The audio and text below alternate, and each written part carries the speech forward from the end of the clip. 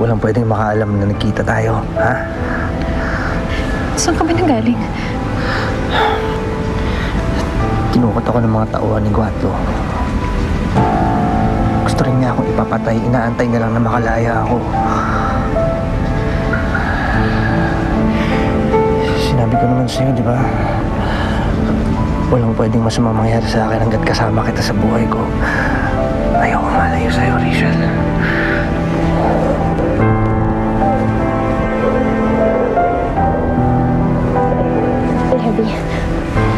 Levi, kailangan umalis na tayo ng San Felipe. Dahil hanggat nandito tayo, hawak tayo sa leeg ni Mayor Guatlo. Hindi ko pwedeng iwan yung pamilya ko.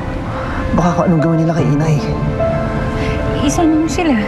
Isasama ko rin si Gina at si Inay. Maghanap tayo ng trabaho doon. Alam mo, wala akong pakialam kahit mamuhay daga tayo doon. Ang importante, malayo tayo dito. Magsisimula tayo ulit. Tiwala ka lang sa akin.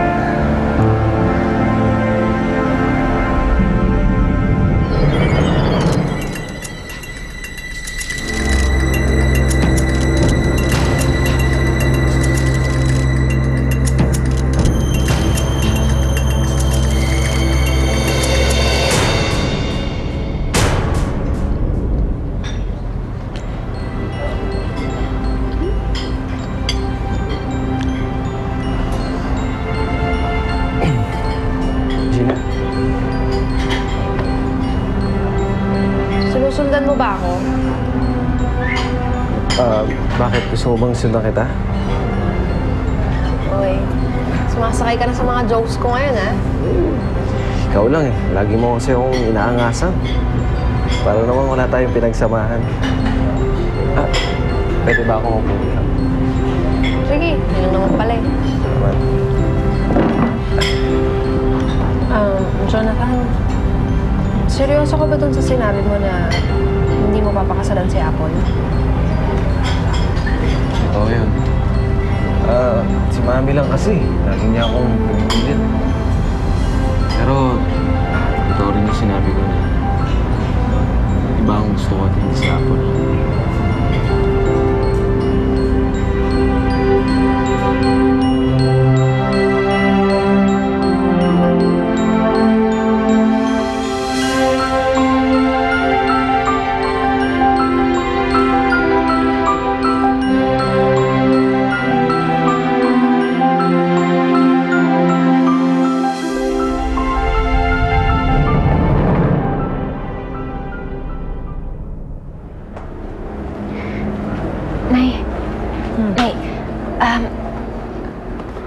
Kung alis ba ako dito, sasama kayo? Siyempre. Natural. Kung nasaan ka, nandun ako.